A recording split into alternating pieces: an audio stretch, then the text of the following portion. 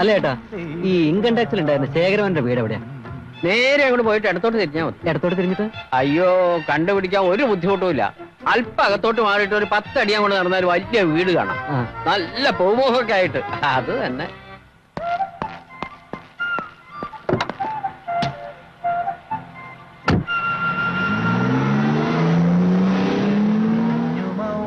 ഇതിപ്പോ ഇന്ന് എത്രാമത്തെ വണ്ടിയാ? പത്രക്കാര്, വിദ്യാഭ്യാസ മന്ത്രി, ഇപ്പതേ പോണു ദൂരദർശൻ. ശേഖരമേന്റെ വീട്ടിൽ എന്താ വിശേഷം? താൻ ഈ നാട്ടുകാരനൊന്നും അല്ലേ? മേനോന്റെ ഇളയ മകള് ഗോപികയ്ക്കല്ലേ ഇത്തവണ 10ാം ക്ലാസ്സിൽ 1ാം റാങ്ക്? ഞാൻ അറിഞ്ഞില്ല കേട്ടോ. അപ്പൊ 2ാം റാങ്ക് ആർക്കാ?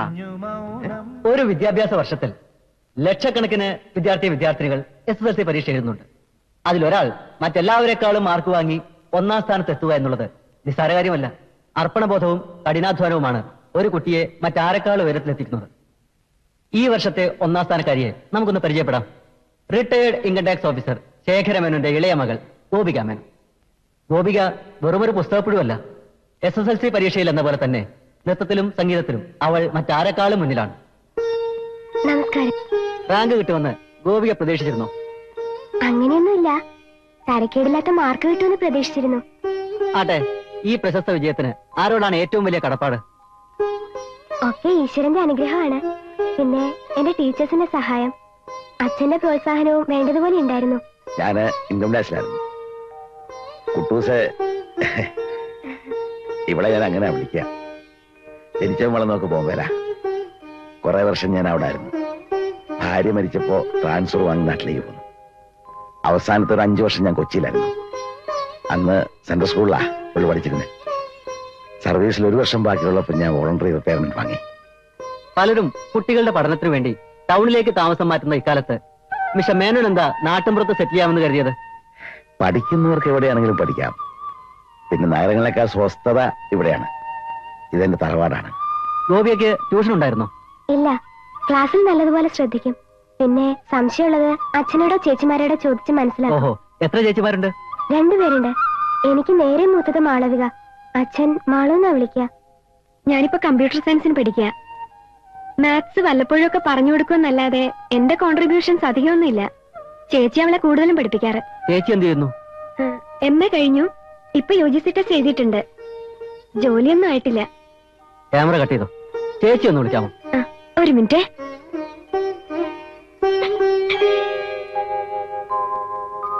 Miss Devika Menon, you are wanted. മിണ്ടരുത്. എന്താ? എന്നെ ആരും അങ്ങനെ ചോദ്യം ചെയ്യണ്ട. ഡാൻസ് ചെറുപ്പം തൊട്ടേ പഠിച്ചിട്ടുണ്ട്. പിന്നെ ചേച്ചി പാടും. അച്ഛന് ഇൻസ്ട്രുമെന്റ്സ് ഒക്കെ പ്ലേ ചെയ്യാൻ അറിയാം, പ്രത്യേകിച്ച് തബല. മ്യൂസിക്കിലുള്ള എന്റെ ഇൻസ്പിറേഷൻ എന്റെ അച്ഛനാ. പണ്ട് നന്നായിട്ട് പാടിയിരുന്നു. ഗിത്താറൊക്കെ ഇപ്പോഴും നന്നായിട്ട് വായിക്കും. അച്ഛൻ കൊച്ചുമോൾക്ക് റാങ്ക് കിട്ടിയെന്ന് അറിഞ്ഞപ്പോൾ എന്ത് തോന്നി? ഒന്നും തോന്നിയില്ല. അവൾക്ക് ഇതും ഇതിലപ്പുറവും കിട്ടുമെന്ന് എനിക്ക് അറിയാറുന്നു. മിടുക്കിയ അവള്.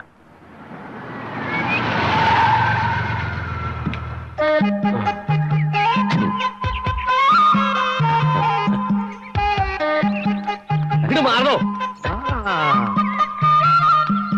അവര് പരിപാടി കഴിഞ്ഞിട്ടില്ലല്ലോ. ഇല്ലില്ല.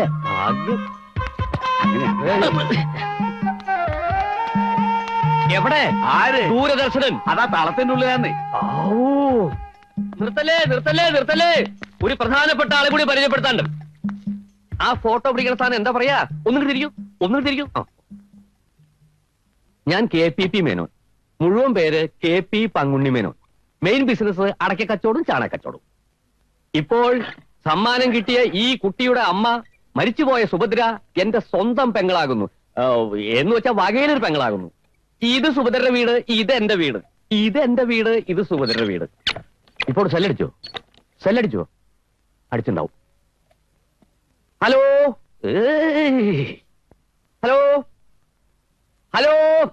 ആ കുട്ടിന്റെ പേരെന്താണ്? ലിജോ. ലിജോ? അതെന്ത് പേരാ? ഇതെന്റെ മോളുടെ കുട്ടിയാ. മോളുടെ പേര് ലിസിന്നും ഭർത്താവിന്റെ പേര് ജോണിന്നോ. അതാ മോന് ലിജോ എന്ന് പേരിട്ടത്. അവന് മറിച്ച് ജോലി നാക്കിക്കൂടേനോ? അങ്ങനെയെങ്കിലും അർത്ഥം ഉണ്ടാവും. മാഷേ, ഇറങ്ങാനായില്ലേ? അതറിഞ്ഞായി. പ്രഭാൻ മാഷേ, ഇനി കുറച്ചു നേരം ചേർത്തിന് വഴി നിങ്ങൾ എടുക്കും. അവന്റെ പേര് ജോലി അല്ല ലിജോ. വയസ്സും കാര്യമൊക്കെ ചോദിച്ചാൽ. വയസ്സ് എത്രയാ? 5. മാഷേ, ചെലവൊന്നുമില്ലേ? എന്തിന്? ഹൗസ് ഓണറുടെ മകൾക്കല്ലേ 10ൽ റാങ്ക്. അവരെ വീട്ടിൽ വാടക താമസിക്കുന്ന എനിക്കാ ചെലവ് വേണ്ടേ? പ്രേതവാദം ഉണ്ടെന്ന് പറഞ്ഞ എത്ര പേരാ വീട് ഒഴിഞ്ഞു പോയത്? അപ്പൊ നിങ്ങൾക്ക് ആ വക പേടിയൊന്നുമില്ലേ? കാളിയറോട്ട് തങ്ങൾ മന്ദിരിച്ചിട്ട് ചരട് അരയിലുള്ളിടത്തോളം കാലം ഞാൻ എന്തിനു പേടിക്കണം? 4-ാം ശതകത്തിൽ ഗുപ്ത രാജവംശം ആരംഭിച്ചത് പല കാരണങ്ങൾ കൊണ്ടും ഗുപ്ത ഭരണം ഇന്ത്യ ചരിത്രത്തിൽ ഒരു വഴിത്തിരിവായിരുന്നു. 700 ഇന്ത്യ ഭരിച്ചത് ആരെത്താ? ബാപ്പയോ? ബാപ്പ വരുന്നു. അല്ല, സ്കൂൾ തുറക്കണേന് മുമ്പ് ഇപ്പോഴേ പരീക്ഷക്കാലം പോലെ ആയോ? ഉമ്മ പറഞ്ഞിട്ടാ. എന്തെന്ന്? ഇപ്പോഴേ പഠിച്ചു തുടങ്ങിയാലേ 10ാം ക്ലാസ്സിൽ റാങ്ക് കിട്ടുള്ളൂ. പഠിക്കുന്ന കാലത്ത് നിങ്ങളൊന്നും എത്രയാണ് റാങ്ക് വാങ്ങിക്കൂട്ടിയെന്ന് അറിയോ? ഓരോ ക്ലാസ്സിലും 2-3 കൊല്ലം തങ്ങി മനസ്സിരുത്തി പഠിച്ചിട്ടാ 5ാം ക്ലാസ് തന്നെ പാസ്സായത്. റാങ്ക് കിട്ടിയ ഗവൺമെന്റിൽ നിന്ന് കാശ് കിട്ടോ ബാപ്പ? മോൾ ആദ്യം 6ാം ക്ലാസ് പാസ്സാകാൻ നോക്ക്. ക്ലാസ് റാങ്ക് ഒക്കെ ആവുമ്പോ പിന്നെ നോക്കട്ടോ.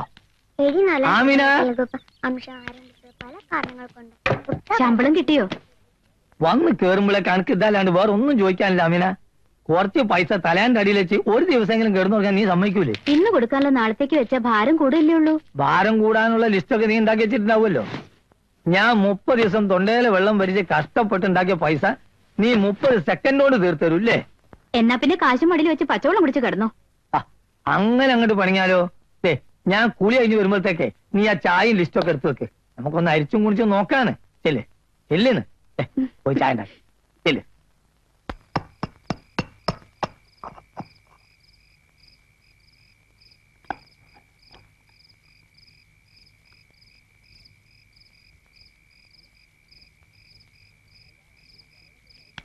അല്ല, ബഹളമൊക്കെ കഴിഞ്ഞോ? ആ, ഒരുവിധം. ഇപ്പൊ ബോധ്യായോ ഐശ്വര്യമുള്ള ഒരാൾ തൊട്ടടുത്ത് താമസിച്ചാലുണ്ടാവുന്ന ഗുണം? അല്ലാതെ എന്റെ മോള് അധ്വാനിച്ച് പഠിച്ചോണ്ടല്ല. അതുകൊണ്ടൊന്ന് കൂട്ടിക്കോ. ഏതായാലും മേനോൻ സാർ ഫേമസ് ആയി. പത്രത്തിലും ടിവിയിലൊക്കെ പടടിച്ച് വരുമല്ലേ നീ? അങ്ങനെ ഒരു മോഹമൊന്നും എനിക്കില്ല പക്ഷേ. പണ്ട് കൊടികുത്തി വാളിരുന്ന ഒരു കള്ളപ്പണക്കാരനെ റെയ്ഡ് ചെയ്ത് പിടിച്ചപ്പോ എന്റെ മുഖം ഒന്ന് അച്ചടിക്കാൻ ഈ പത്രക്കാര് പഠിച്ച പണി 18 നോക്കി. നടന്നോന്ന് അച്ചടി പോയി ചോദിക്കേ. അത് പിന്നെ എനിക്കറിഞ്ഞൂടെ? അതല്ല, മോൾ ഇനി എവിടെ ചേർത്താനോ ഉദ്ദേശിക്കുന്നത്? സെന്റ് മേരീസിലാക്കാന്ന് വിചാരിക്കുന്നേ. ഇത്രയും ദൂരം ഡെയിലി പോയി വരാനോ? പിന്നെ ഹോസ്റ്റൽ എന്തിനുള്ള അവിടെ ആക്കും. ഓ, അല്ല, വീക്കെൻഡ് വീട്ടിൽ വരാമല്ലോ. നടക്കുന്ന കാര്യ. ഒരാഴ്ച പോയിട്ട് ഒരു ദിവസം മക്കളെ കാണാതിരിക്കാൻ നിങ്ങൾക്ക് പറ്റുമോ മേനോ സാറേ? ശരിയാ മാഷ് പറഞ്ഞത്. ഇവൻ തിരുവനന്തപുരത്തൊക്കെ പോയി വരുമ്പോ എന്താ അവിടുത്തെ അഭിപ്രായം? മാഷെ, സ്നേഹമൊക്കെ മനസ്സിലാ. കുട്ടികളുടെ ഭാവിയാ പ്രധാനം. നമ്മുടെ സന്തോഷത്തിന് വേണ്ടി അവരുടെ വിദ്യാഭ്യാസം കുളവാക്കാൻ പാടില്ല. അതെന്നെ പഠിപ്പിക്കേണ്ട, അവിടെ ഇരുന്ന് സ്വയം പഠിച്ചാൽ മതി. ഇതാ ഈ മാസം വാടക പിടിക്ക്. പിന്നെ കഴിഞ്ഞ മാസം 3 പ്രാവശ്യം ചാത്തനേറുണ്ടായി. ഇതാ ഇക്കഴിഞ്ഞ വെള്ളിയാഴ്ച ഇറങ്ങുന്ന സ്റ്റെപ്പിൽ ഒരു തല. ആരുടെ? ഒരു പൂച്ചന്റെ. ഇനി ഇത് ആവർത്തിക്കുകയാണെങ്കിൽ വാടകയിൽ ഞാൻ ഇതിനൊക്കെ പൈസ ഓർക്കും. അച്ഛാ, ഇങ്ങോട്ടൊന്ന് നോക്കി കണ്ടോ?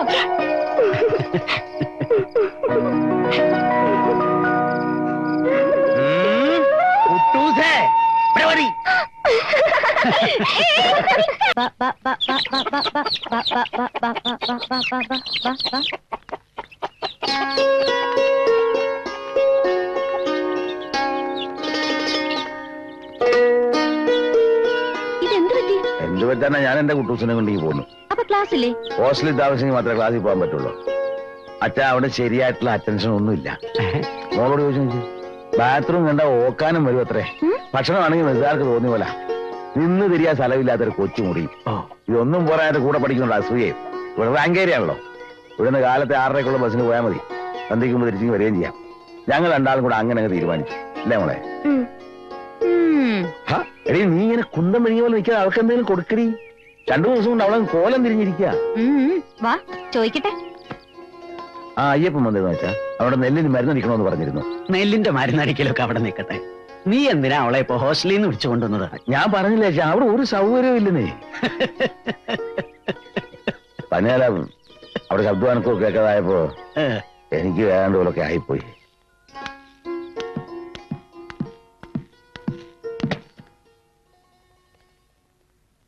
അച്ഛാ, ഒരു ഒഫീഷ്യൽ കവറുണ്ട്. ഇന്നത്തെ പോസ്റ്റിൽ വന്നതാ.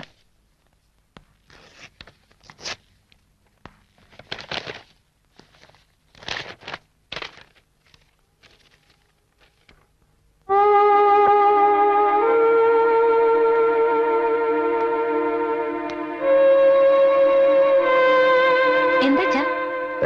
ഒന്നുമില്ല. പിന്നെന്താ മുഖം വാടിയത്? ഓഡിറ്റിംഗില് ചില ഫിഗേഴ്സ് ടാലി ആയിട്ടില്ല. ക്ലറിക്കൽ മിസ്റ്റേക്ക് ആവും. അതായത് എന്റെ പെൻഷൻ ശരിയായാലും ഇനി സമയം എടുക്കുന്നത് ചുരുക്കം. ഓരോരോ കാരണങ്ങൾ പറഞ്ഞ് ഇതിപ്പോ കുറെ പ്രാവശ്യമായല്ലോ. ശരിയാകും, സർക്കാർ കാര്യല്ലേ. അപ്പൊ അതിൻ്റെതായിട്ടുള്ള സമയം എടുക്കും. ആരും അച്ഛനെ മനഃപൂർവ്വം ദ്രോഹിക്കാൻ ചെയ്യണ പോലുണ്ട്. അതൊക്കെ നമുക്ക് വെറുതെ തോന്നുന്ന. നേരിട്ട് തിരുവനന്തപുരത്ത് നിന്ന് ശരിയാക്കാവുന്ന കാര്യമേ ഉള്ളൂ. ഒരു കാര്യം ചെയ്യാം, രാത്രി വണ്ടിക്ക് തന്നെ പോവാം. നാളെ അല്ലെങ്കിൽ മറ്റന്നാൾ പേപ്പേഴ്സ് എല്ലാം ശരിയാക്കി മടങ്ങി വരികയും ചെയ്യാലോ. നീ എന്തിനാ വിഷമിക്കുന്നേ? നീ എന്നാ അച്ഛന്റെ അഡ്രസ്സൊക്കെ ഒന്ന് എടുത്തു വെച്ചേ. പിന്നെ കാലത്തെ കുട്ടൂസിന് നേരത്തെ അയക്കണം, ചോറും കൊടുത്തയക്കണം.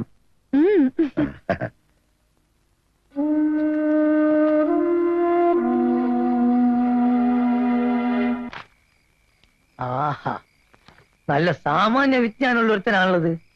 Indian president Bill Clinton. എന്താ പേര്? സുരേഷ് പി. നീയൊന്നും പഠിച്ചിട്ട് ഇന്ത്യ രാജ്യത്തിന് ഒരു കാര്യമില്ല കേട്ടോ മോനെ. ഈ എണ്ണ നരിച്ചു തന്നെ, എനിക്ക് ഒറ്റയ്ക്ക് പിടിക്കാൻ വയ്യ. പരീക്ഷാ പേപ്പർ നോക്കണതിന്റെ ഇടയിലാണ് ഓളൊരു എണ്ണ. ആമിന, എനിക്ക് എന്റെ സ്വഭാവം തന്നെ പിടിക്കാതെ വരാൻ കേട്ടോ. മൂന്ന വീർപ്പിക്കാതെ നീ അത് അടുപ്പത്ത് ഇറക്കി വെക്ക്, നമുക്ക് നാളെ ഇരിക്കാന്ന്. സ്വസ്ഥത തരില്ല, ഒരു മനുഷ്യനും സ്വസ്ഥത തരില്ല എന്ന് വെച്ചാൽ. മാഷേ ഒന്ന് വന്നേ. ആരാ അത്? ഒന്ന് വന്നേ, ഒരു സ്വകാര്യം പറയാനാ. ഇന്നേ? ആ. ആരാ? എന്ത് സ്വകാര്യം എന്നോട് പറയാനുള്ളത്? ഒന്ന് പുറത്തേക്ക് വരുന്നേ.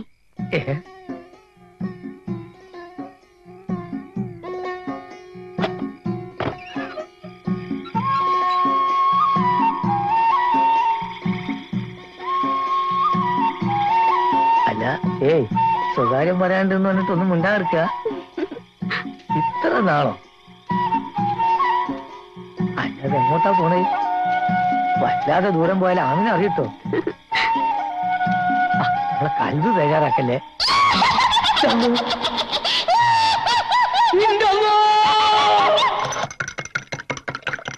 കുഞ്ഞാലിക്കുട്ടി മാഷ് രക്ഷപ്പെട്ടു എന്ന് കരുതിയാ മതി. ജീവനുണ്ടല്ലോ. സാധാരണ പ്രേതങ്ങൾ വീട്ടിൽ വന്ന് വിളിച്ചിറക്കിക്കൊണ്ട് പോണത് രക്തം കുടിക്കാനാ. അതെ, മാഷിതെ ഇത്ര അടുത്തുനിന്ന് പ്രേതത്തിനെ കണ്ടു എന്നാ പറയണേ. രാവിലെ നോക്കുമ്പോ 102 ഡിഗ്രി പനി. ആണോ? മാഷോട് ഞാൻ മര്യാദയ്ക്ക് പറഞ്ഞതാ, ആ വീട്ടിൽ കുട്ടികളും മക്കളുമായിട്ട് താമസിക്കാൻ പറ്റില്ല, അവിടെ പ്രേതശല്യം ഉണ്ടെന്ന്. പറഞ്ഞാ കേക്കണ്ടേ? അപ്പൊ ആരേലും ഒരു കറുത്ത ജരടുണ്ടെന്ന് പറഞ്ഞ് ഞെളിച്ച് പിരിഞ്ഞ് നടക്കുകയായിരുന്നു. ഇപ്പൊ എന്തായി? കെട്ടുകളെയും മക്കളെയും രാവിലെ തന്നെ നാട്ടിലേക്ക് കയറ്റി വെച്ചു പറയണ കേട്ടു. ഇനി മാഷ് എവിടെ താമസിക്കും? ഇതിന്റെ മോളിലത്തെ മുറി ഒഴിഞ്ഞു കൊടുക്കാന്ന് ഞാൻ പറഞ്ഞിരിക്കുക. അതിനൊക്കെ ഉള്ള സൗകര്യം ഉണ്ടോ മുകളില്? പിന്നെ അല്ലെങ്കിലും മാഷക്ക് ഇപ്പൊ ചുരുണ്ട് കിടക്കാൻ എത്ര സ്ഥലം വേണം?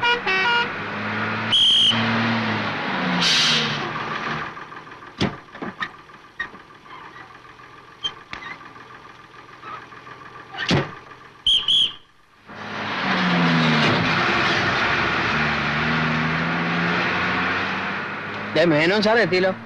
സാറേ, മേനോൻ സാറേ. സാർ അറിഞ്ഞില്ലേ? എന്ത്? നമ്മുടെ കുഞ്ഞാലിക്കുട്ടി മാഷ് കെട്ടി. അയ്യോ, എപ്പോ? അറ്റാക്ക് ആയിരുന്നോ? അറ്റാക്ക് ഒന്നും അല്ല, മാഷ് ജീവനോടുകൂടി തന്നെ ഉണ്ട്. നമ്പിയാർ ആളെ പേടിപ്പിച്ചോളഞ്ഞല്ലോ. ഞാൻ പേടിപ്പിച്ചതല്ല, മാഷ് പ്രേതത്തിനെ കണ്ട് പേടിച്ചതാ. ഭാഗ്യത്തിനൊന്നും സംഭവിച്ചില്ല. അവിടെ വീട് കാലി ചെയ്തുകൊണ്ടിരിക്കുക. ആ കസാല സൂക്ഷിച്ചു വെക്കണേ, അതിന്റെ കാലിൽ ഇളക്കണ്ട മോനെ. പിടിച്ചോ. വന്നോ? കണ്ടു പറയാണ്ട് പോണ്ടി വരുന്നു വിചാരിച്ചിരിക്കായിരുന്നു ഞാൻ. ഈ കൂടിക്കാഴ്ച നമ്മൾ രണ്ടുപേരുടെയും ബാക്കിയാ. ഇതിന്റെ 2ാം ജന്മമാണ് സാറേ. വിവരങ്ങളൊക്കെ നമ്പിയാർ പറഞ്ഞു. പക്ഷെ പഠിപ്പും വിവേകമുള്ള മാഷ് ഇതൊക്കെ വിശ്വസിക്കാൻ പറഞ്ഞാൽ എനിക്ക് മനസ്സിലാകുന്നില്ല. പ്രേതത്തിനെന്ത് പഠിപ്പും വിവരും? നിങ്ങളിപ്പോ എന്നെ കാണുന്നുണ്ടോ? ഇത് സത്യാനെ അത് സത്യം. നേർക്ക് എന്താ വിശ്വസിക്കാതിരിക്കാൻ പറ്റുമോ? അപ്പൊ തുടങ്ങിയ പനിയാ, ഇപ്പോഴും വിട്ടിട്ടില്ല. മനസ്സിലാകുന്നില്ല പോലും. ഒന്ന് വേഗാവട്ടെ. ഇനി ഒരു രാത്രി ഇവിടെ അന്തി കൊടുക്കാന്ന് പറഞ്ഞാൽ എനിക്ക് അത് ആലോചിക്കാനേ വയ്യ. പിന്നെ വീട്ടിന് അഡ്വാൻസ് ഒരു 10,000 രൂപ തന്നിട്ടുണ്ട്. അതിന് 12 ദിവസത്തെ വാടക കഴിച്ചാൽ കിട്ടുന്ന സംഖ്യ തിരിച്ചെന്നാ നമുക്ക് സന്തോഷമായിട്ട് പിരിയാം. മാഷർക്ക് അറിയാവുന്നല്ലേ എന്റെ അവസ്ഥ. അന്ന് അത്രയും വലിയൊരു തുക വാങ്ങിയതിന് ഒരു അത്യാവശ്യത്തിന്റെ പേരില്ല. ഇപ്പോഴും അത് തിരിച്ചു തരാവുന്ന ഒരു സ്ഥിതിയിലല്ല ഞാൻ. ഒരു വാടകക്കാരൻ ഒഴിഞ്ഞു പോകുമ്പോ അഡ്വാൻസ് തിരിച്ചു കൊടുക്കാൻ ഒരു ഹൗസ് ഓണർ ബാധ്യസ്ഥനാ. പക്ഷെ ഇത് മുന്നറിയിപ്പൊന്നും ഉണ്ടായിരുന്നില്ലല്ലോ. മുന്നറിയിപ്പായിട്ടാണോ പ്രേതം വരുന്നത്? മാഷാൽ ഈ നാട്ടിൽ തന്നെ ഉണ്ടാവല്ലോ. മോളെ കല്യാണ ആവശ്യത്തിനായിട്ട് ഞാൻ വടക്കേപ്പുറത്ത് വിൽക്കാൻ ആലോചിക്കുന്നുണ്ട്. ആ കാശ് കിട്ടാതെ മറ്റൊരു തിരുമറിക്കുള്ള വഴിയൊന്നും ഞാൻ കാണുന്നില്ല. അല്ലെങ്കിൽ പിന്നെ വീട് വേറെ ആരെങ്കിലും വാടകയ്ക്ക് എടുക്കണം. അവിടെ നിന്ന് അഡ്വാൻസ് വാങ്ങിച്ചത് അങ്ങനെ തന്നെ മാഷ ഏൽപ്പിച്ചോളാം. അപ്പൊ പുതിയ വാടകക്കാർ വരുന്നവരെ ഞാൻ കാത്തിരിക്കണം എന്നർത്ഥം. ഇരിക്കാതെ പറ്റൂല്ലോ. പക്ഷെ പോവല്ലേ? പോവാ. അതെ, ഞാൻ ആദ്യം അതൊക്കെ ഒന്ന് നാട്ടിലെത്തിക്കട്ടെ, വന്നിട്ട് വരെ ബാക്കി കാര്യം. പോവാ.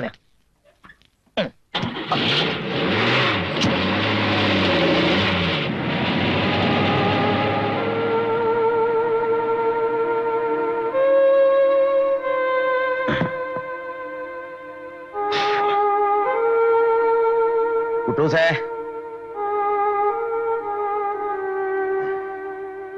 വേണ്ട വേണ്ട നീ ഇരുന്നോ.